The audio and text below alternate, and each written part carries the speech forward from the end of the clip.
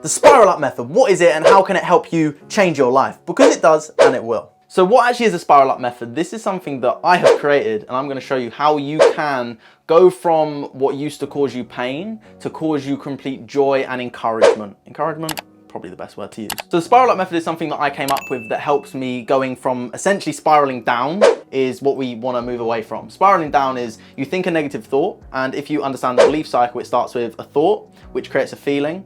The feeling then creates a behavior, and the behavior creates a result, and the result gives you a thought to say either I told you so, I couldn't do it, or I told you so, I could do it.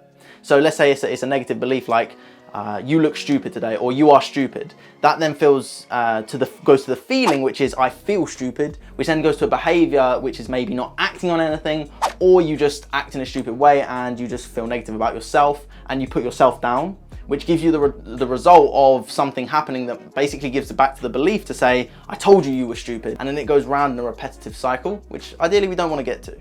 So how do we move away from spiraling down and move towards spiraling up?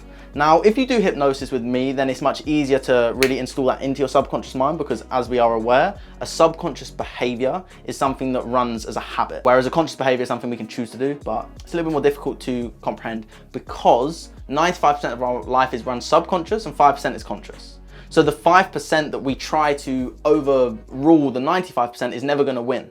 And the way I always look at it, if there's a fight between emotion and logic, emotion always wins. And the logical mind can be the conscious mind to say, whoa, there's no need to be scared or there's no need to feel anxious. But the emotional mind is like, but I know what it feels like to be anxious, so it's just easier for me to be here. So how do we actually spiral up? And it really is as simple as understanding that awareness in general is the biggest key to all of this. If you're aware of what causes you to spiral down, then you can be aware of how we can replace that to spiral up instead.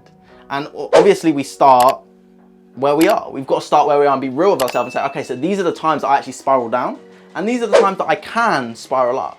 So when we have that awareness level to say, okay, so when someone tells me I look bad, or when someone tells me I'm stupid, that causes me to spiral down, then we have to make that decision there and then to catch it before we actually move from the thought to the feeling of stupidity or to the feeling of worthlessness.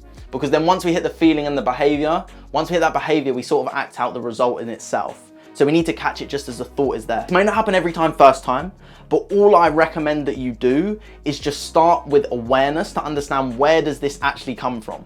Where does it start? What is causing it? Where is the biggest cause? Where is the trigger point?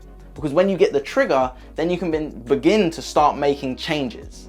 And then you can choose to spiral up, because every time anything happens in life, we have a choice to make, because the only two things we can control are our thoughts and our actions. Just as Epictetus once said.